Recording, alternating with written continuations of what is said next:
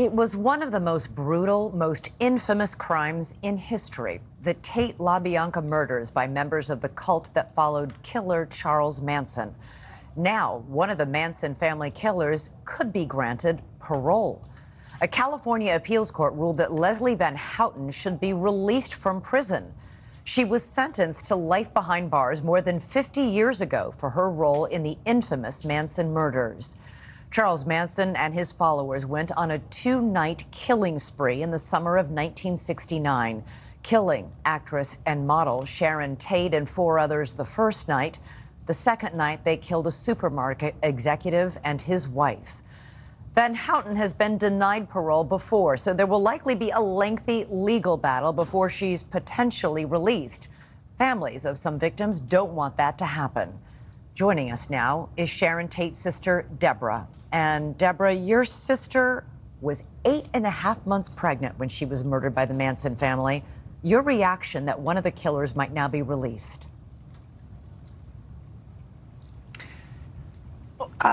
My reaction is that I knew that we would get here one day. Unfortunately, it's appalling to me that as a society we would let predatory killers that have been categorized as domestic terrorists even be considered for parole. But that is the law as it stands.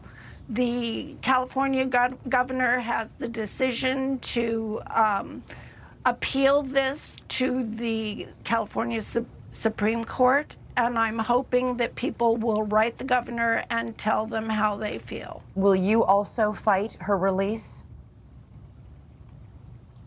Absolutely. I've been appointed a family representative for more than 2 decades for the LaBianca family. They are in such egregious situation emotionally and physically over this latest news that they can't stand beside me or behind me at this point.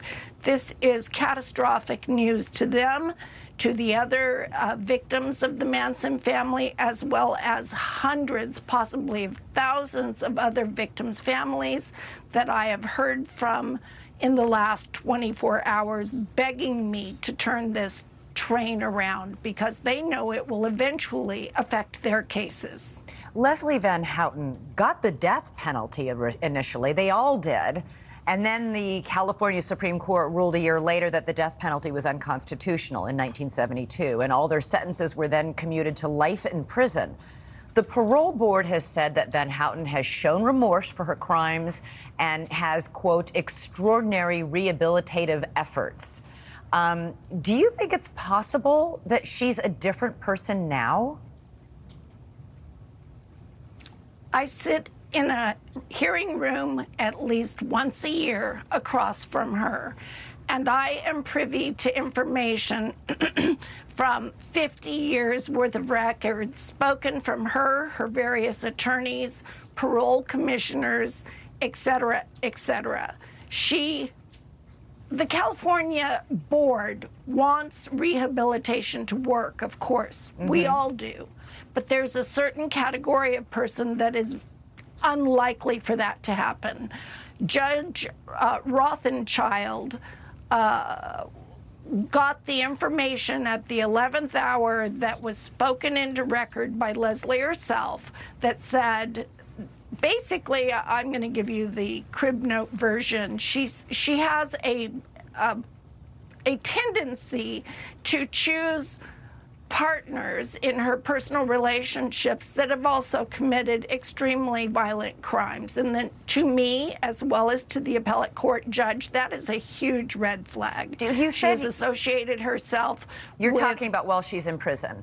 I'm just curious, Debra. That is correct. And when you sat in that courtroom every year, just feet away from her, how did she seem to you?